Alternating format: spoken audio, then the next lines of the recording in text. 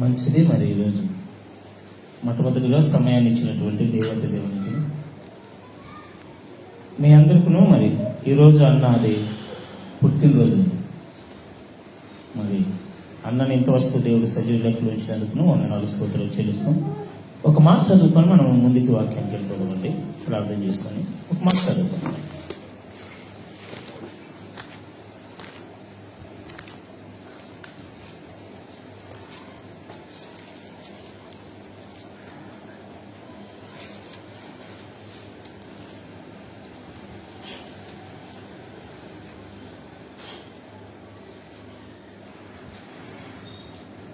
యెషయా గ్రంథం 49వ అధ్యాయం 1వ వచనం చదివి మనం ముందుకు వెళ్ళిపోతామండి. యెషయా గ్రంథం 49 చాప్టర్ 1 చూద్దామండి. माझी ऐका, दूरदूरच्या राष्ट्रांनो कान द्या. मी गर्भावस्थेत असताना परमेश्वराने मला बोलवले. मी मातेच्या उदरात होतो तेव्हा त्याने माझे नाव घेतले. కలుసుకొని చిన్న ప్రార్థన చేసుకుని వాక్యం వెళ్ళిపోతాం. పరిశుద్ధుడుని వీళ్ళు దూతతో పడబడుచున్న మహాగొప్ప దేవ మీకు మన పదవులకు నమస్కారములు. ఇదిగో నాయన, ఈ ఉదయకాల సమయం మందు మీరు ఇచ్చిన సమయాన్ని బట్టి మీకు వందనాలు స్తోత్రాలు. ఈ 2025 సంవత్సరం మొదటి నెల 5వ తారీఖున నా ప్రభా మరి మమ్మల్ని మీరు సచివులకు ఇచ్చారు. అందరిని బట్టి వందనాలు స్తోత్రాలు. మీ మాటలు మాట్లాడుచున్న నాకును మీ జ్ఞానం మీ ఆలోచన దయచేయండి. వింటున్న మీ పిల్లలు వినేటువంటి చెవును గ్రహించేటువంటి మనసును దయచేసి మీ కృపలో భద్రపరచండి. నా ప్రభా మాట్లాడే ప్రతి మాట చాలా శ్రద్ధగా విని భయము భక్తి కలిగి జీవించడానికి మీ పిల్లలకు మీరు తోడుగా నడిపిస్తారు. యేసుక్రీస్తు అతి శ్రేష్టమైన నామములో అడిగి వెడికించు నా పర్వతండి. ఆమె చాలా జాగ్రత్తగా చూసుకోవాలి. ఎందుకంటే ఒక్కొక్క దినము గడిచిపోతుందంటే మనకు అర్థమైపోవాలి ఏంటి, మనము మరణానికి దగ్గర అవుతాం. ఇది గుర్తుపెట్టుకోవాలి. మనం ఏం చేస్తామంటే పుట్టినరోజు వచ్చిందని పండగ వచ్చిందని ఎంజాయ్ చేస్తాం. కానీ ఎంజాయ్ చేయాలి నేను వద్దలేదు, కానీ మనం చేసిన దాంట్లో మనకు వచ్చే ఫలితం ఏమిటి, నష్టం ఏమిటి, ఖచ్చితంగా ప్రతి విషయంలో పదే గుర్తు చేసుకోవాలి. కొన్ని విషయాలు ఈరోజు గడిచిపోయింది రేపు వస్తుంది అంటే అర్థం ఏమిటి, మన వయసు అయిపోతుంది, మన బలహీనత పడిపోతున్నాం, మన శక్తి కోల్పోతున్నాము, మన మరణానికి మనము దగ్గరైపోతున్నాము అని గుర్తు చేసుకోవాలి. అర్థమవుతుందా? ప్రతి మనిషి కూడా అన్నే కాదు, ప్రతి మనిషి కూడా మన బర్త్డే జరుపుకుంటున్నా ఏం చేసుకుంటున్నా ఈ రోజు గురించి మనం ఆలోచించేయాలి. కానీ ఈ గడిచిన దినాల్లో మనకు వచ్చే లాభం ఏంటి, నష్టం ఏంటి ఖచ్చితంగా చూసుకోవాలి. ఖచ్చితంగా దేవుడు మనకు ఒక జీవితాన్ని ఇచ్చాడు. ఈ జీవితము చాలా విలువైంది, చాలా ప్రాముఖ్యమైనది. అన్నిటికంటే శ్రేష్టమైనది ఏంటంటే చాలా చిన్నది కూడా. అర్థమవుతుందా? మనం ఏమనుకుంటాం, 60-70 సంవత్సరాలు ఎక్కువైపు అనుకుంటాం. ఈ శరీరాన్ని వదిలేసిన తర్వాత ఆత్మ కోటి సంవత్సరాలు దేవునితోనే ఉండాలి, కాలుతున్న అగ్నిగుండంలో సాతానుతోనే ఉండాలి, ఎక్కడ ఒక చోట ఉండాలి. ఆ కాలాన్ని ఆ యొక్క సమయాన్ని బట్టి చూస్తే ఇప్పుడు మనం జీవించుతున్న జీవితం ఎలాంటిది, తోడును చిన్నది. అందుకే భక్తుడు ఇక్కడ మాట్లాడితే ఉంటున్నాడు. మరోసారి ఆ మాట చదువుకొని మనం వెళ్ళిపోవాలి. माझी ऐका, दूरदूरच्या राष्ट्रांनो कान द्या. मी गर्भावस्थेत असताना परमेश्वराने मला बोलवले. मी मातेच्या उदरात होतो तेव्हा त्याने माझे नाव घेतले. నేనేమంటున్నాడు, దీన మనసుకులారా నా మాట వినుడి. దీన మనసులు అంటే ఏమిటి? విధేయత కలిగిన వారు, దేవుడు అంటే భయభక్తులు కలిగిన వారు, అల్లాహ్ చేయని వారు, దేవుడు అంటే ఎంతో జ్ఞానం కలిగిన వారు. వాళ్ళే కాదు, భూమి మీద ఉన్న ప్రతి మనిషితో మాట్లాడుతున్నాడు. ఏమంటున్నాడంటే, దీని మనుషులారా నా మాట వినుడి, దూరమునున్న జనులారా ఆలకించండి. ఏమంట? దూరం ఎక్కడెక్కడో ఉండి దేవుని మాటలు వింటున్న ప్రతి ఒక్కరు కూడా ఏం చేయాలి? ఆలోచించేయాలంట. అని చెప్తూ, నేను గర్భమున పుట్టగానే యెహోవా నన్ను పిలిచెను, తల్లి నన్ను ఒడిలో పెట్టుకొనినది మొదలుకొని ఆయన నా నామమును జ్ఞాపకము చేసుకొని. ఏమంటున్నా నేను పుట్టి నా తల్లి ఒడిలో ఉండగానే దేవుడు నన్ను పిలిచాడు, ఏర్పరచుకున్నాడు. ఎంతమంది నమ్ముతారు? దేవుడు మనకు ఒక లెక్క రాసింటాడు. ఆ లెక్క ప్రకారం నడిస్తే ఒకలా ఉంటుంది.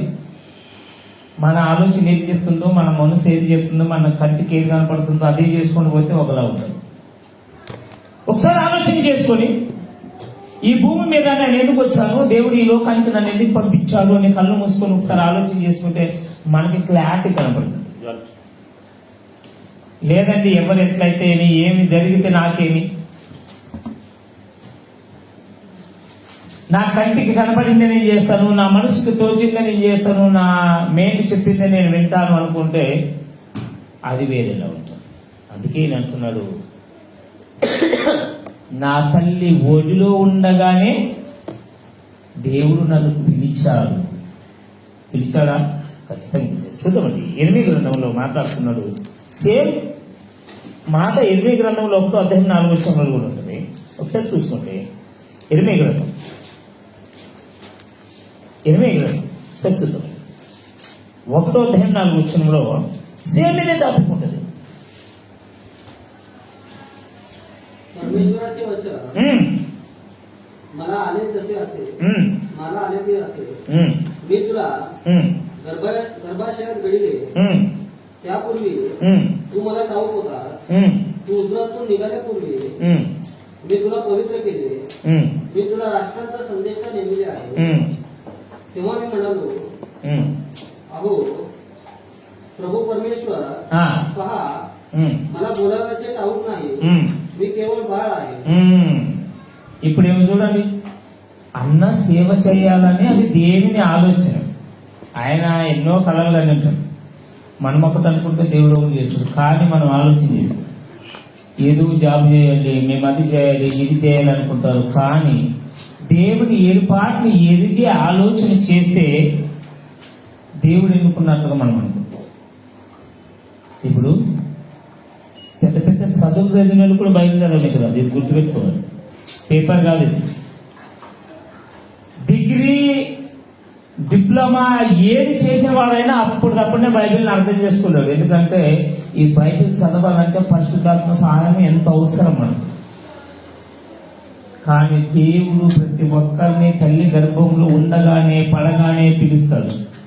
ఎవరైతే దాన్ని అంగీకరిస్తారో, దాన్ని యాక్సెప్ట్ చేస్తారో, దాన్ని ఆలోచన చేస్తారో వాళ్ళు మాత్రమే ఫాలో అయిపోతారు.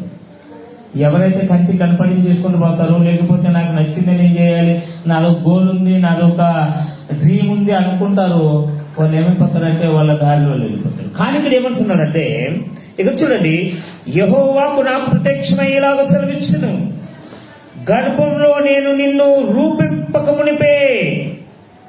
నేను ఏమంటున్నాడు, తల్లి గర్భములో నీవు ఇంకా కాలు చేతులు కలగక మొదలే, తల్లి గర్భములో నీవు, నీ కన్నులు, నీ యొక్క దృష్టి కలగక మొదలే నేను నిన్ను ఏర్పరచుకున్నాను. ఏమంట, నీవు పుట్టి పెద్దవాడై పలాని జనానికి నేను నాను చెప్పినటువంటి మాటలు నువ్వు చెప్పాలని ఎప్పుడు అన్నగారు వాళ్ళ అమ్మ గర్భములు ఉన్నప్పుడు దేవుడు ఏర్పరచుకున్నాడు. అన్న ఆలోచన కంటే మించినది దేవుని ఆలోచన. కాబట్టి ఏమైపోయిందంటే ఈరోజు సేవ చేయడానికి దేవుడు అవకాశం ఇచ్చాడు. లేదంటే ఎన్నో పనులు చేసుకోవచ్చు, వేరే ఎన్నో పనులు ఉంటాయి. కానీ మనము మన మనసుకు నచ్చింది చేసుకుంటూ పోతే రేపు పక్కన ఏం జరుగుతుందో తెలియదు. కానీ ఒకసారి దేవునికి నచ్చింది చేస్తే మనము ఏడ ఉంటామంటే మనం ఎప్పుడు కూడా ఊహించలేము, అంత ఉన్నంత స్థాయిలో ఉంటాం. నాకు తెలిసి ఈ భూమి మీద అన్నిటికంటే గౌరవమైనటువంటి పదవి, అన్నిటికంటే శ్రేష్టమైనది, అన్నిటికంటే ప్రాముఖ్యమైనది ఏదైనా పదవి ఉందంటే అది పాస్టర్ పదవి. వాడు ఎంత లేచిన వాడైనా సలాం కొట్టాల్సింది. సేవ అంటే మామూలు కాదు. అవసరమైతే ప్రాణమైన పెట్టాలి, అవసరమైతే నశించిపోయి ఆత్మను రక్షించాలి. మిగతా ఎన్ని ఉంటావు చూడు పదవులు, శరీరాన్ని కాపాడుకోవడానికి, లేకపోతే ఈ శరీరంలో సుఖాన్ని సంతోషపెట్టడానికి కానీ ఈ పాస్టర్ జాబ్ అనేది ఏమిటో తెలుసా? నశించుచున్న ఆత్మను రక్షించేది. అన్నిటికంటే శ్రేష్టమైన పద్ధతి, అన్నిటికంటే గొప్పది. మీకు తెలుసు ఎంత పెద్ద పదవిలో ఉన్న అధికారైనా దేవుని గురించి తెలిసిన వారు, భయభక్తులు కలిగిన వారైతే వాళ్ళు ఏం చేస్తారు తెలుసా? పాస్టర్ అని కానీ ఎంతో రెస్పెక్ట్ ఇస్తారు. అన్న మేము కోర్టులో పనిచేస్తున్నాం. ఈ జిల్లాల మొత్తములో 80 మంది అంటే 80 మంది జడ్జిలు ఉన్నారు. 80 మంది జడ్జిల్లో మేము పనిచేసే ఆయన ఇంట్లో ఆయనే అందరికి పెద్ద పెద్ద నీరవ్ మోడీ, విజయ్ మాల్యా అలాంటి వారికి ముంబైలో ఆయనే తీర్పిచ్చాడు. అంత పెద్ద జడ్జు ఇక్కడ ఉన్నాడు. ఆయన ఇంట్లో మేము పనిచేస్తున్నాము. వాళ్ళ ఇంట్లో డ్రైవరు తెలుగు వచ్చాయన, మా ప్రాంతం పక్కనే. ఆయన మన క్రిస్మస్ అప్పుడు నా వీడియో చేసినంత వచ్చింది. ఒకసారి 2 చేతులు ఎత్తి, ఏమన్నా ఏం చెప్తున్నావు, నేను ఎప్పుడు వినలేదు, ఇప్పుడు చూసినా. ఆయన పెద్ద పదవిలో ఉన్నాడు. వాళ్ళని కలాలంటే ఎంతో మంది లైన్లో ఉంటారు. అలాంటి వాళ్ళు కూడా, ఎందుకంటే మనం గొప్ప కాదు, దేవుడు అనుకున్నది చేస్తే ఎక్కడైనా ఉంచగలడు దేవుడు. అందుకంటున్నాడు ఇక్కడ చూడండి, ఏమంటున్నాడు? యెహోవాకు నాకు ప్రత్యక్షమయ్యేలాగా సెలవిచ్చును, గర్భములో నేను నిన్ను రూపింపకునివే, నేను ఎరిగి తిని, నీవు గర్భము నుండి బయలుపడక మునిపే నేను నిన్ను ప్రతిష్ఠించి తిని, నా జనములకు ప్రవక్తగా నిన్ను నియమించితి. అందుకు అయ్యో ప్రభువుగా యెహోవా చింతగించుము, నేను బాలుడనే, మాటలాడుతూ నాకు శక్తి చాలదని నేను అనగా. ఏమంటున్నాడు ఈయన? నేను చిన్న బాలుడనయ్యా. ఇంతమందికి ఎలా చెప్పగలరు? ఎప్పుడు కూడా ఇది ఆలోచన చేయదండి. మాకు చదువు రాదు, మా మాట ఎవరు వింటాడులే, మేము పిల్లలం కదా. ఎప్పుడు కూడా ఇలా ఆలోచన చేయకూడదు. నువ్వేది చెప్పాలనుకున్నా ధైర్యంగా చెప్పితే అవతల ఎలాంటి వాడైనా వాక్యాన్ని అంగీకరించాల్సింది. అంగీకరించకపోతే ఖచ్చితంగా మూల్యము చెల్లించక తప్పదు ఎవరైనా సరే. అందుకు ఒక మాట చెప్తున్నాను చూడండి, ఎందుకు అంగీకరిస్తున్నారు అంటే మత్తయి సువార్త 10:20 ఈ మనిషిని గొప్పతనం కాదు ఎవరు మాట్లాడుతున్నా, ఆ దేవుని గొప్పతనం. ఏమంటున్నారు చూడండి, మత్తయి సువార్త 10:20 बोलणारे तुम्ही नाही तर तुमच्या पित्याचा आत्मा आज तुमच्या ठाई बोलणार आहे. ఏమంటున్నాడు? మాట్లాడు వారు మీరు కాదు, మీ తండ్రి ఆత్మ మీలో ఉండి మాట్లాడుచున్నాడు. ఎవరు మాట్లాడుతున్నారంట? దేవుడు మనలో ఉండి మాట్లాడిస్తున్నాడు కాబట్టి, దేవుడు మనలో ఉండి నడిపిస్తున్నాడు కాబట్టి నీవెక్కడికి పోయినా నీ తల ఎత్తుకునేలానే దేవుడు చేస్తాడు. ప్రతి మనిషి కూడా సేవ చేసినా చనిపోతారు, సేవ చేయకపోయినా చనిపోతారు. దేవుని నమ్మిన చనిపోతారు, దేవుని నమ్మకపోయినా చనిపోతారు. కానీ చనిపోయిన తర్వాత నీ స్థానం ఏంటి, ఎక్కడుంటున్నావు, అది తెలుసుకోవాలి. ఎందుకంటే దేవుడు ఒక్కొక్క క్షణాన్ని మనకి ఇస్తున్నాడు, ఒక్కొక్క నిమిషాన్ని మనకి ఇస్తున్నాడు. ఒక్కొక్క నిమిషము, ఒక్కొక్క క్షణం కూడా ఎంతో ప్రాముఖ్యము, మనకి ఎంతో ప్రాముఖ్యము, ఎంత అవసరము. ఎన్నో విలువైనటువంటి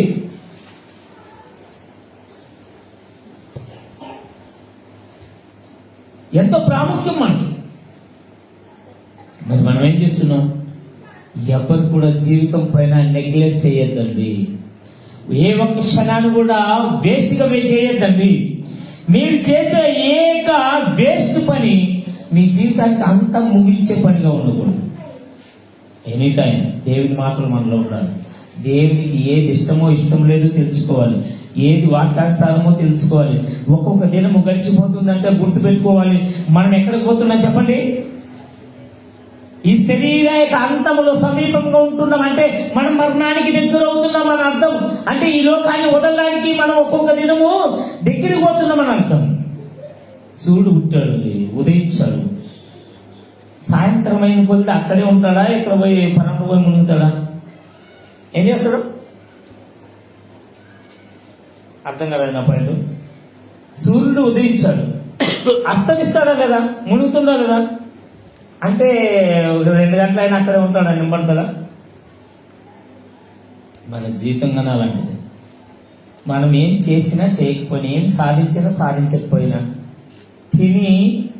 తిరిగినా, పని చేసుకున్నా, ఆత్మను సంపాదించుకున్నా, మనం రక్షించుకున్నా రక్షించకపోయినా, మన ఆత్మ అనేది ఏమైపోతుంది? మరణానికి దగ్గర అవుతూనే ఉంటాం. ఒక్కొక్క దినము, ఒక్కొక్క సెకండు మనము లెక్క పెట్టుకోవాలి. సమయం చూస్తారు కదా, చాలా మంది ఎక్కడ సమయం చూస్తారు? పని పోయింటారు. ఎంత అయింది టైం, తినడానికి టైం అయిందా, ఇంటికి పోవడానికి టైం అయిందా, టైం టు టైం పని చేస్తారు. చూస్తారా? మనము ఈ లోకానికి వచ్చాము, తిరిగి మరో లోకానికి వెళ్ళిపోవాలి. ఎప్పుడైనా సమయం చూసుకున్నారు మీరు? నేను పుట్టాను, ఇంత పెద్దగా నాకు బర్త్డే వస్తుంది, మరొక దినం వస్తుంది, నేను నా చావుకు దగ్గర అవుతున్నాను అని ఎప్పుడైనా ఆలోచించండి. మీకు ఆలోచన చేయకపోతే ఎట్లంటే చూస్తామండి. రాజులు, మొదటి రాజులు 2వ అధ్యాయం మొదటి వచ్చాను అనుకుంటే ఒకసారి చూద్దామండి. దావీదు మహారాజు గారు మాట్లాడుతూ, ఆయన ఒక్కడేనా, ప్రతి మనిషిని గురించి ఆయన మాట్లాడుతున్నాడు, ప్రతి మనిషిని గురించి చాలా జాగ్రత్త పరుస్తున్నాడు. చూద్దామండి. రాజులు మొదటి గ్రంథం అనుకుంటే ఒకసారి చూద్దామండి.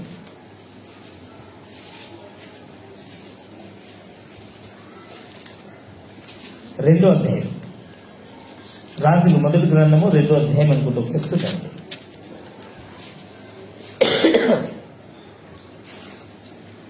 दाविदाचा अंतकाळ जवळ आला तेव्हा त्याने आपला पुत्र शलोमोन यास ताकीद देऊन म्हटले, मी जगाच्या रहाटीप्रमाणे जाणार. ఏమంట? ఎప్పుడైనా మీకు ఈ పాయింట్ అర్థమైందా? అర్థం చేసుకున్నారు ఎప్పుడైనా? ఏమంటున్నాడైనా? దావీదుకు మందకాలము సమీపింపగా అతడు తన కుమారుడైన సొలొమోనును ఇలాగా ఆజ్ఞాపించెను, లోకులందరూ పోల్చిన మార్గమును నేను పోచున్నాను గనుక, కాబట్టి నీవు ధైర్యము తెచ్చుకొని నిర్భయం కలిగి జీవించుమంటున్నాడు. ఏంటి ఆయనకి ఎలా అర్థమైంది? చచ్చిపోతాడని చెప్పండి. మరణకాలం సమీపించిందంటే చావడానికి సిద్ధంగా ఉన్నాడంటే అర్థం ఏంటో తెలుసా? వయసు అయిపోయింది అని అర్థం. దినదినము మన వయసు ఏమైపోతుంది? తరిగిపోతుంది. ఈ సంవత్సరం ఉన్న వాళ్ళు ఇంకో సంవత్సరం ఎలా ఉన్నారు? నిదానము మనలో ఒకటి గుర్తు బేట్కి వస్తుంది తెలుసా? ఏమవుతుందంటే తిన్నన్నం ఆరగకపోవడం, అలసట రావడం, శరీరంలో కాలు చేతులు ఎగ్గడం కదా. ఇవన్నీ ఎందుకు గుర్తు? మనం మరణానికి దగ్గర అయిపోతున్నాం, మన టైం అయిపోతుంది గుర్తు చేస్తుంది. ఈ లోకంలో సమయం అయిపోతుంది. ఏం చేయాలి? మనము జాగ్రత్త పడాలి. ఏంటంటే జాగ్రత్త అంటే, ఈ భూమి మీద అందరూ చచ్చిపోతారండి. నీవైనా, నేనైనా, అన్నయ్య, ఇంకొకరైనా చచ్చిపోతారు. కానీ ప్రాముఖ్యమైనది ఏమిటి? ఆత్మ. ఆత్మ ఎక్కడ పోతుంది? ఇది మనం గుర్తుపెట్టుకోవాలి. ఏమంటున్నాడంటే ప్రసంగి గ్రంథం 7వ అధ్యాయం 1వ వచనంలో,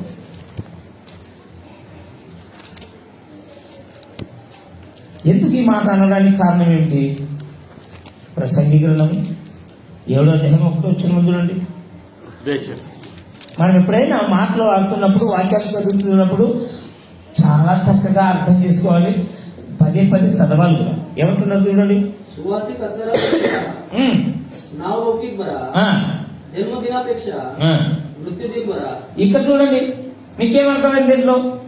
సుగంధ తైలము కంటే మంచి పేరు మేలు, ఒకరి జన్మదినము కంటే మరణదినం మేలు అంటే అర్థం ఏమిటి చెప్పండి? అత్తరు, సుగం, సెట్ చాలా ఖరీదైంది, ఇప్పుడు చాలా సీట్ అవుతుందండి. దాని కంటే శ్రేష్టమైంది ఏమో తెలుసా? వీడు చాలా మంచోడండి అనిపించుకోవడం మంచిదండి. అర్థమవుతుందా? ఒకసారి యేసుక్రీస్తు ప్రభువు ఇలా కూర్చుంటే ఒక ఆయన వచ్చి ఏం చేస్తుంది తెలుసా? అత్తరు విలువైనటువంటి నూనె తెచ్చి ఏం చేస్తుందంటే ఆయన పాదాలకు తుడిసి ఇలా తన ఇంటితో తుడుస్తుంటే యోధా గారు వచ్చి అంటారంటే, ఏంటి ఇంత విలువైనటువంటి అత్తర్ని వేస్ట్ చేస్తున్నారండి, అమ్మితే పైసలు వస్తాయి కదా అన్నప్పుడు యేసుక్రీస్తు చెప్పిన మాట ఏంటో తెలుసా? చాలా సమయం ఉంది, నీ దగ్గరే దుడ్డు సంచింది, ఆమె సేవ్ చేసుకునే అవకాశం వచ్చింది, సేవ్ చేసుకోండి కదా. అది అర్థం ఏమిటో తెలుసా? యేసుక్రీస్తు ప్రభువుని మరణానికి సిద్ధం చేస్తుందని. ఇక్కడ ఏమంటున్నాడు? ఒకరి జన్మదినం కంటే మరణ దినం మేలు, ఒకరు పుట్టిన దినం కంటే సచిన దినం మేలు అంట. అంటే అర్థం ఏమిటో తెలుసా? వాడు పుట్టి ఎన్ని అరార్థాలు చేస్తాడో తెలియదు, పుట్టి ఎలా ఉంటాడో తెలియదు, ఎలా బ్రతుకుతాడో తెలియదు. సచ్చినాడు మంచివాడు అనిపించుకోవడం చాలా గొప్పది. పలానా ఆయన ఉండండి చాలా మంచివాడు, దేవుడు అంటే భయభక్తులు కలిగిన వాడు, మనుషులంటే మర్యాద కలిగిన వాడు, చాలా పేరు కలిగిన వాడు. సచ్చినప్పుడు నువ్వెంత సంపాదించేవే, ఏమేం కట్టేవా అని ఎవడాలు గుర్తుపెట్టుకోండి. నిజాలన్నీ అప్పుడు వస్తాయి తెలుసా? ఎవరైనా చనిపోతే ఆ ఇంటి దగ్గరికి పోతే అప్పుడు వస్తాయి. ఇది చాలా దుర్మార్గుడు అండి, బాగా అయిపోయాడు. ఎందుకు? వాడు కోట్లు సంపాదైనా, వాడు ఎన్నో కోట్లు సంపాదించినా వీడు దుర్మార్గుడు అంటారు. ఎందుకు తెలుసా? వాడు పెట్టినటువంటి బాధ అప్పుడు దొక్కుతాడు. ఎందుకంటే ఎదురు అంటారు కదా, డబ్బున్నవాడు కదా, ఏదైతే చేస్తాడు కదా, పేరున్నవాడు కదా, పలుకుబడి ఉన్నవాడు కదా. మరణించిన తర్వాత ఏమంటాడంటే వాడికి తగిన చేస్తే జరిగింది అంటే అందరూ చచ్చిపోతారు కదా. అందుకే అంటున్నాడు, పుట్టిన దినమ కంటే, మనం తల్లి గర్భములో నుండి వీటికి వచ్చిన దినమ కంటే శ్రేష్టమైనది ఏదైనా ఉందంటే అది మనం ఈ లోకాన్ని వదిలేసిన దినమై ఉండాలి. అదేంటి? అలా ఉండాలంటే ఏం చేయాలి? దేవుడంటే భయభక్తులు కలిగి దేవుని వాక్యానుసారంగా ఉండి దేవుడు ఏది కోరుకుంటాడు అది మనము ఎరిగి ఉండాలి. ఆ ప్రకారం మన జీవితాన్ని మనము మార్చుకోవాలి. ఇలా చెప్పడానికి కారణం ఏంటి? సుగంధ తైలం కంటే మంచి పేరు మేలు, ఒకరి జన్మదినం కంటే, ఒకరు పుట్టిన దినం కంటే వాడు చచ్చిన దినమే మేలు. అంటే నీవు చచ్చిన తర్వాత ఎలాంటి వాడువో నీ గురించి రియాలిటీ అప్పుడు వెతికొస్తుంది, నీ విన్నా వినకపోయినా. అర్థమవుతుందా? ఎప్పుడైనా విన్నారా మీరు? ఈ మాటలు విన్నారా? చాలాసార్లు వినింటారు. ఎందుకు? సచ్చినాడే మన నిజ స్వరూపం ఏంటో గుర్తయిపోతుంది. సచ్చినాడే మనం ఎక్కడ పోతామో మన గురించి కూడా మనకు గుర్తయిపోతుంది. అందుకని చాలా జాగ్రత్త. చూడండి కీర్తనలు కదా,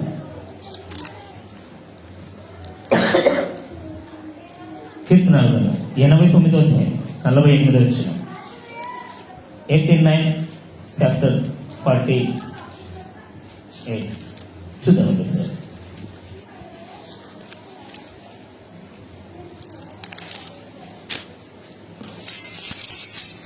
कोण मनुष्य आहे की जो जिवंतच राहील, मृत्यू पावणार नाही, अधोलोकाच्या कब्जातून आपला जीव कोण सोडवेल? ఇక్కడ సవాలు ప్రత్యుత్తరం రెండు ఉన్నాయి. మీరు గమనించారో లేదు, చాలాసార్లు నాకు చాలా ఇష్టం ఈ మాట. పదే పదే చాలా చోట్ల ఎక్కువ చదివిస్తుంటాను ఈ మాట. ఎందుకు తెలుసా? మనిషికి ఆన్సర్ ఇక్కడే ఉన్నది, జవాబు ఇక్కడే ఉన్నది, కానీ క్వశ్చన్ కూడా ఇక్కడే ఉన్నది. ఏమంటున్నాడు ఆయన? మరణము చూడక బ్రతుకు నరుడు ఎవడు అంటే భూమి మీద శరీరములు ప్రాణము కలిగిన ఎవడని కానీ చావకుండా ఈ భూమి మీదే సదాకాలం ఉన్నవాడు ఎవరైనా ఉన్నారా? ఇదిగో నా 8 సంవత్సరాలని డేట్ రాసుకొచ్చిన వాళ్ళు ఎవరైనా ఉన్నారా? ఎవరు లేరు. కానీ కింద ఏమంటున్నారు చూడండి, చాలా ప్రాముఖ్యమైన విషయం ఇది. ఎందుకు తెలుసా? ఈ శరీరములు అందరూ చనిపోతారు, అందరూ మరణిస్తారు. దాని గురించి కాదు ఆయన బాధపడుతుంది. ఇక్కడ ఏమంటున్నాడంటే మరణము చూడక బ్రతుకున్నదే దేవుడు పాతాళ వశము కాకుండా, పాతాళానికి పోకుండా, నరకంలో పోకుండా ఎవడు తన్ను తాను కాపాడుకుంటాడు? ఎవరిని వాళ్ళే కాపాడుకోవాలి. నేను నీవే, నన్ను నేనే, ఎవరిని వాళ్ళే రక్షించుకోవాలంటే అర్థం ఏమిటి? ఈ శరీరములు ప్రాణాలు కలిగి ఉన్నప్పుడే శరీరములు ఇచ్చినటువంటి ప్రాణానికి విలువైతే తెలుసుకొని ఎలా నడుచుకోవాలి, దాని ప్రకారం వచ్చినప్పుడు మనం ధన్యులు. ఈ భూమి మీద చావు గురించి భయపడకూడదు. మనకేంటున్నది? చచ్చిపోతాం అనుకున్న బిల్లబిల్లలు ఆడిపోతాం అంతే. బాధ, భయము, ఉండిన ఆస్తులను అందరూ కానీ ఈ శరీరాన్ని దక్కించుకోవాలి, ఇంకా చాలా దినాలు సుఖంగా ఉండాలనే యొక్క ఆలోచన. కానీ దేవుడు ఏమంటున్నాడు? మరణము చూడక బ్రతుకున్నాడు ఎవడు? ఎన్ని దినాలు బ్రతకాలనుకుంటున్నావు? మనిషి ఎన్ని దినాలు బ్రతకాలనుకుంటాడు? శరీరంలో శక్తి ఉన్నంత వరకు, యవనములో ఉన్నంత వరకు, ఇంటి వారందరూ బాగు చూసేంత వరకు. ఒకసారి ఈ శరీరము సహకరించకపోతే, ఒకసారి కడుపులు పెట్టిన పిల్లలు తిండి పెట్టకపోతే మన పరిస్థితి ఏంటి? ఎప్పుడైనా అర్థం చేసుకున్నారా? 80-70 సంవత్సరాలు ముసలి వాళ్ళు పోయి అమ్మ ఇంకా ఎన్ని సంవత్సరాలు బ్రతకాలని అడిగితే ఏం చెప్తారు చెప్పండి? నీ పిచ్చి కాకపోతే ఏమయ్యా, మాదేముండదు. పండు ముసలు ఎప్పుడు రాలిపోతుందో తెలియదు. మరేంటి ఎవడము ఉన్నప్పుడు మేము బ్రతకాలనుకున్నారు కదా, చనిపోయిన తర్వాత ఎందుకు ఇలా మేము బాగుండాలనుకోలేదు? యవనంలో ఉన్నప్పుడు బ్రతకాలనుకున్నారు, మంచిదే. నేను చనిపోయిన తర్వాత నేను దేవుడితో ఉండాలని ఎందుకు అనుకోలేదు? ముసలైన తర్వాత ఏమో అసహ్యం వచ్చిందా? శరీరం సహకరించకపోవడానికి కారణం ఏంటి? మనము బలహీనత పడిపోతున్నాము, మనం మరణానికి దగ్గర పోతున్నాము. అందుకంటున్నాడు, ఈ శరీరాన్ని అందరూ వదిలేస్తారు, కానీ ఎక్కడ పోతావు? నీవు నేను గుండెల్లోని చేసుకొని ఒకసారి ఆలోచన చేసుకోవాలి. ఒక నిమిషం కళ్ళు మూసుకొని ఆలోచన చేసుకోవాలి. మనం చేసే పని, మనం మాట్లాడే ప్రతి మాట, మనం చేసే ఆలోచన ఏదని కానీ దేవునికి విరోధంగా ఉందా? నేను నిత్య నరకానికి పోతానా, నిత్య రాజ్యానికి పోతానా? ఎప్పుడైనా కానీ ఒకసారి ఆలోచన చేసుకొని ఏమంటున్నాడు? మరణం చూడక బ్రతుకునేవాడు పాతాళానికి పోకుండా, పాతాల వశము, పాతాల లోకానికి పోకుండా ఎవడు వాడిని వాడు రక్షించుకుంటాడు. అంటే శరీరంలో ప్రాణం కలిగి ఉన్నంత వరకు మనం చేయాల్సినటువంటి పని ఏమైనా ఉందంటే, మనం చనిపోయిన తర్వాత పాతాళానికి వెళ్లకుండా మనం కాపాడుకోవడమే. నాకు తెలిసి ఈ శరీర మరణము చాలా సంతోషం. నానైతే నాకు చచ్చిపోతే ఏడదని చెప్తాను. చచ్చిన తర్వాత ఎందుకు ఏడవాలి చెప్పండి? ఏడవాలంటే ఎప్పుడు ఏడవాలి? మనం బ్రతికుండగానే ఏడవాలి. ఏదైనా తప్పు చేస్తే ఎవరి గురించి అయితే ఏడవాలంటే మనం ఎప్పుడు ఏడవాలి? బ్రతుకున్నప్పుడే. ఇది సరైన మార్గం కాదు, ఇలా కాదు నాన్న, ఇలాగే నువ్వు కొడతావా, తిడతావా, ఏడుస్తావా? బ్రతికున్నప్పుడు నన్ను సచ్చిన తర్వాత మాత్రం ఏడుసు లాభం ఏంటి చెప్పండి? ఏమన్నా లాభం వస్తుందా? చూద్దాం. ఎనిమిది గ్రంథం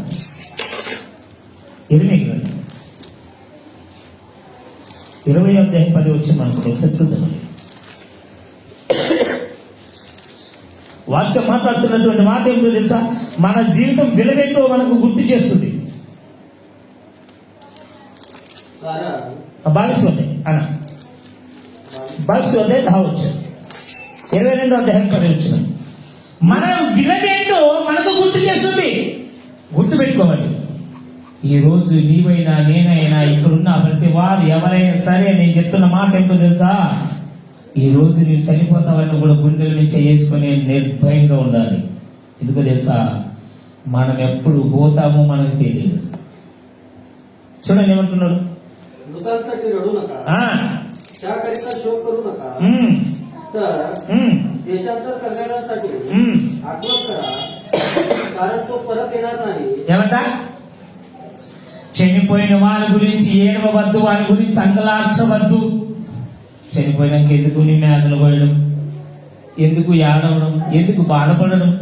అంటే నీవు అక్కడికి పోవా? చనిపోతలేవా? కింద ఏమంటున్నారు తెలుసా? వెళ్ళిపోవచ్చిన వారి గురించి బహురోధన చేయండి. అంటే శరీరంలో ప్రాణం కలిగి చనిపోవడానికి సిద్ధంగా ఉన్నాడే వారి గురించి ఎంతైనా సరే అరవండి. ఎందుకు తెలుసా? దేవుని వాక్యాలు సరిగుండి దేవునికి విరోధంగా ఉండకున్నట్టు, చనిపోయిన తర్వాత ఆత్మ నరకములు పడకున్నట్టు శరీరములు ప్రాణం కలిగి ఉన్నప్పుడే వారి గురించి బాధపడండి, ఏడవండి, ఖర్చు చేయండి. కానీ వాళ్ళు చనిపోయిన తర్వాత ఏ ప్రయోజనం చెప్పండి అంటున్నాడు. మొదటి మనం శరీరంలో ప్రాణం కలిగి ఉన్నప్పుడు చాలా జాగ్రత్తగా ఉన్నాయి. ఏమంటున్నారు చూడండి? చనిపోయిన వారి గురించి ఏడవద్దు, వారి గురించి అంగలార్చవద్దు, వెళ్ళిపోవచ్చిన వారి గురించి బహురోధన చేయండి. వాడు ఇకను తిరిగి రాడు, తన జన్మభూమి చూడడు, మళ్ళీ భూమి మీదకి రాడు. కుక్క నక్క పిల్లి ఇవన్నీ కొడతాడు అనుకోవడం అవివేకము. మరొకసారి వస్తాను, ఎప్పుడు తెలుసా? తీర్పు దినాన.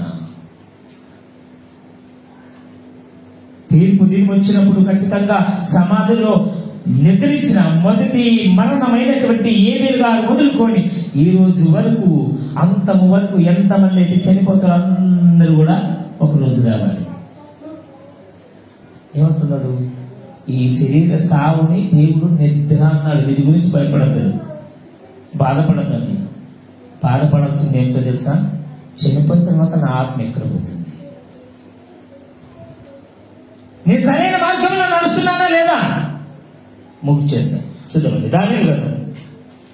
దానియేలు గ్రంథం 12వ అధ్యాయం వచ్చిన 1-2 వచనాల్లో మాట్లాడుతున్నాడు. చూడండి, 1-2 వచనాల్లో మాట్లాడుతున్నాడు. దానియేలు 12వ అధ్యాయం 1-2. त्या समयी तुझ्या लोकांचा कैवार घेणारा मोठा अधिपती जो मिकाएल तो उठेल. कोणतेही राष्ट्र निर्माण झाल्यापासून कधीही आले नाही असे संकट त्या समयी येईल. तुझ्या लोकांपैकी ज्यांची नावे वहीत लिहिलेली आढळतील ते सर्व त्यावेळी मुक्त होतील. भूमीतील मातीत निजलेल्यांचा मोठा जनसमुदाय उठेल. कित्येक वर्षकाळचे जीवन मिळण्यास आणि कित्येक अप्रतिष्ठा व सर्व काळाचा धिक्कार मिळवण्यास उठतील. ఏమంటున్నాడు ఇక్కడ? ఆ కాలమునందు నీ జనులు పక్షమున నిలబడుట, మహా అధిపతైన మికాయేలు వచ్చుట. అప్పుడు నీ జనులు రాజ్యము కూడినది మొదలుకొని ఈ కాలము వరకు ఎన్నటికి నీ కలగనంత ఆపద కలుగును. అయితే నీ జనులలో గ్రంథమునందు దాఖలైన వారెవరో వారు తప్పించుకుందురు, మరియు సమాధుల్లో నిద్రించి అనేకులు మేలుకొందురు. కొందరు నిత్య జీవం అనుభవించుటకును, కొందరు నిత్యము హేళగుటకును మేలుకొందురు. అంటున్నాడు, ఈ భూమి పుట్టినాడు మొదలుకొని ఎప్పుడు జరగనంత విపత్తు జరుగుతుందంట. మికాయేలు గారు ఈ భూమి మీదకి వచ్చిన తర్వాత చనిపోయిన వాడంటే ఆదాము కొడుకైనటువంటి ఏబేలు మొదలుకొని మొట్టమొదటి మరణం ఎవరిది? ఏబేలు గారు. అది మొదలుకొని అంతము వరకు ఎంతమంది చనిపోయారు అందరూ లేస్తారంట వాళ్ళ తీర్పును బట్టి. మీరు ఇంటికి వెళ్ళి చదువుకోండి, ప్రకటన గ్రంథం 20వ అధ్యాయం అంతా కూడా అదే ఉంటుంది. అందుకని జాగ్రత్త. ఏమంటున్నాడు? మనము చాలా భయభక్తులు కలిగి ఉండాలి. ఈ శరీరంలో జీవించిన దినాలు ఇప్పుడున్న వారు ఇంకా గంటుకుంటామో లేదో తెలియదు, కానీ మనం ఉన్న స్థితి ఏమిటో మనకు తెలుసు. మీ గురించి మీకు తెలుసు, నా గురించి నాకు తెలుసు. నా మనసులో ఏముందో నాకు తెలుసు, నీ మనసులో ఏముందో మీకు తెలుసు. ఇంకొక విషయం సత్యం ఏంటో తెలుసా? ఎవరు ఎక్కడ పడతారో వాళ్ళకి బాగా తెలుసు. కొంతమంది చూడండి, ఎందుకు చేసుకురాలంటే మాకు తెలియదండి, మేము ఖచ్చితంగా నరకానికి పోతాం ముందే చెప్పేస్తాం. ఎందుకంటే వాళ్ళ క్రియలేంటి వాళ్ళకి తెలుసు. నరకానికి వచ్చి ఇచ్చే లాభం ఏంటి చెప్పండి? చిన్న పాటలు అనుకుంటారా? వంట చేస్తున్నప్పుడు లేక ఈ చలికాలము మంటలు కాల్చుకున్నప్పుడు కొంచెం కాలితేనే తట్టుకోలేదు, అది బర్ణాలు అంటిస్తే పోతుంది, టూప్ అంటిస్తే పోతుంది. మరి దానికి మీరు ఇంత భయపడితే, ఇంత విచిత్రంగా బాధపడితే, మళ్ళా అక్కిలో కాలుతూ ఉన్నప్పుడు మనకు మార్క్స్ వంటలు ఉంటుంది. అగ్ని ఆరదు, పురుగు చావు. మన ఆత్మ సత్యం కాదు. ఉంటే దేవునితో నేను ఉండాలి, ఉంటే నరకములో బాధపడుతూ ఉండాలి. ఈ శరీరము శాశ్వతం కాదు. నీవు లావున్నా, సన్నమున్నా, బుడ్డగున్నా, ఎత్తున్నా, కన్నులున్నా లేకపోయినా, ఆరోగ్యమున్నా లేకపోయినా, ఈ శరీరములు ఉన్నంత వరకే నీకు పేరు. కానీ ఈ శరీరాన్ని వదిలేసిన తర్వాత స్త్రీ అని, పురుషులని, పిల్లలని, పెద్దలని ఏ భేదము ఉన్నది, ఆత్మ అంతా ఒకటే, ఒకేలానే ఉంటుంది. అర్థమవుతుందా? స్త్రీ పురుషులు పిల్లలు పెద్దలు ఎవరో పిల్లలు ఏమో పిల్లగాడండి అంటారు. ఆత్మకు పిల్లగాడు పెద్ద కూడా ఉండదు. ఈ శరీరానికి మాత్రమే. మరేంటి ఒక మాట చెప్పి ముగించేసుకున్నాము, చదవండి మీరు. ఫిలిప్పీయులకు రాసిన పత్రిక అనుకుంటారు 1:21 వచ్చిన చూడండి. అపుస్తలుడైన పౌలు గారు మాట్లాడుతూ ఆయన మాట్లాడిన మాట చూడండి, ఎంత చక్కగా చెప్తున్నాడు ఆయన. మీరు ఇదే కాదు, 20వ అధ్యాయం నుండి అపుస్తల కార్యాలు లాస్ట్ వరకు చూసుకుంటే ఆయన చేసిన సేవ, ఆయన పడిన బాధ ఆయన గుర్తు చేసుకొని ఎంతో ఏడుస్తున్నాడు. ఆయన కాదు, ఆయన ప్రేమించిన వారు. కానీ ఇక్కడ ఫిలిప్పీయులకు రాసిన పత్రిక అనుకుంటే ఒకసారి చూద్దామండి. ఫిలిప్పీయులకు राष्ट्र पत्रिका 1:21 వచ్చిన అనుకుంటే చూద్దామండి. कारण मला तर जगणे हे ख्रिस्त आहे आणि मरणे लाभ आहे. ఏమంట? బ్రతుకుని క్రీస్తు, చావైతే లాభం. ఇదేంటి విచిత్రంగా లేదా మనకి? ఎప్పుడైనా ఆలోచన చేశారా? చచ్చిపోతే లాభమా? మీరు చెప్పండి, లాభమా నష్టమా? చచ్చిపోతే లాభమా నష్టమా? సావడానికి సిద్ధంగా ఉన్నారంటారా? చచ్చిపోతేనే లాభం. ఎందుకు తెలుసా? ఈ శరీరంలో ఉన్నప్పుడు దేవుడు ఎక్కడో కనపడతాడని ఉరుగులాడతారు, కానీ చచ్చిపోతేనే మనం దేవుడిని చూస్తాం. ఇది గుర్తుపెట్టుకోవాలి. ఏది లాభం అంటే మనం సృష్టించినటువంటి సృష్టికర్తను మనం ఆరాధిస్తున్నట్టు దేవాతి దేవుని చూడడానికి అప్పుడే అవకాశం దొరుకుతుంది. అందుకని అంటున్నాడు, బ్రతుకుల క్రీస్తు, చావైతే లాభము. నేను బ్రతికిన దినాలు నా క్రీస్తు గురించి బతుకుతా, నేను చచ్చిపోతే నాకు లాభం. ఎందుకు తెలుసా? జీవకిరీటం ఉంది. జీవకిరీటం అంటే ఏమిటి తెలుసా? అంతం లేని దినాల్లో, అంతం లేని రాజ్యములు, దేవునితో పాటు నేను ఆయనతో పాటు సదాకాలం ఉంటానని ఆయన నమ్మకం. ఎందుకు తెలుసా? ఆయన జీవించారు కాబట్టి. మరి మనకెందుకు లేదా నమ్మకం చెప్పండి? మనం కూడా అలాగే నమ్ముకోవాలి, అలాగే నడుచుకోవాలి. అప్పుడు మనం కూడా అలాంటి వారే ఉండాలి. ఆయన ఏమన్నాడు? ఆయన 12 మంది శిశువులు అయితే 12 మందిలో ఒకరు తప్పిపోతే 11 మంది శిశువులు కూడా చెప్పలేకపోయారు. పౌలు గారి కంటే ముందు సేవ చేసిన వాళ్ళు, యేసుక్రీస్తు ప్రభువు శరీరంలో బ్రతికున్నప్పుడు 3.5 సంవత్సరాలు ఆయనతో ఉన్నవారు కూడా చెప్పలేకపోయారు. ఏమన్నా తెలుసా? మేము క్రీస్తుని బట్టి నడిచాం, మీరు మమ్మల్ని బట్టి నడవాలని. కానీ పౌలు గారు చెప్పారు, ఏం తెలుసా?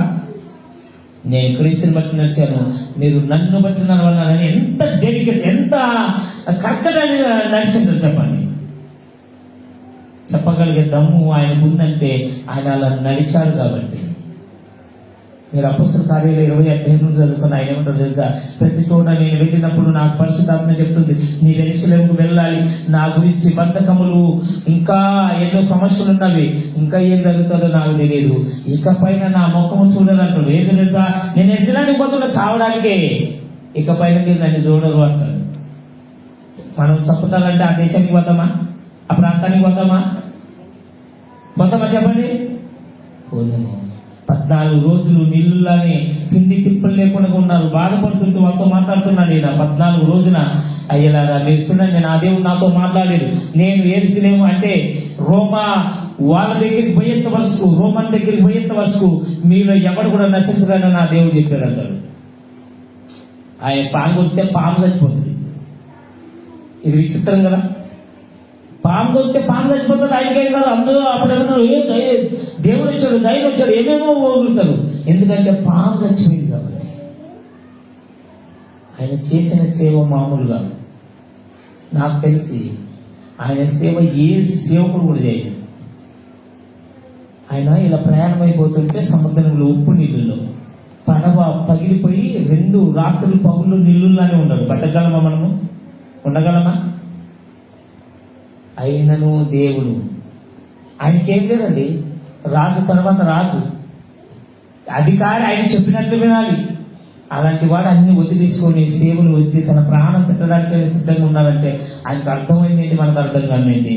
గుర్తు చేసుకోవాలి. బైబిల్ చదువుతున్నప్పుడు పేపర్ చదివినట్టు చదవాలి, చాలా జాగ్రత్తగా చదవాలి. ప్రతి వచనం మన గురించి రాయబడిందని మన ఆలోచనలు పెట్టుకుని చదివితే ప్రతిది కూడా మనకు అర్థమవుతాయి. ప్రతి మాట దేవుడు మన హృదయంలో ఫలించే ఆశీర్వదించి నడిపించిన కలుసు ప్రార్థన చేస్తున్నాను.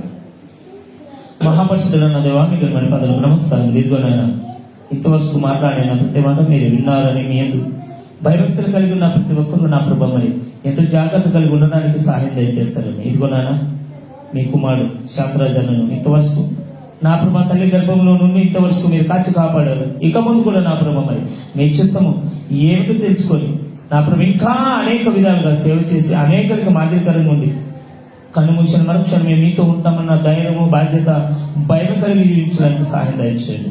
ఆయనకు ఇచ్చినటువంటి పిల్లలను కుటుంబాన్ని నా ప్రభు ఆయన సత్యమని నా ప్రభు మరి ఈ సంఘాన్ని మీరు కాచి కాపాడండి, మీ కృపలో భద్రపరచండి.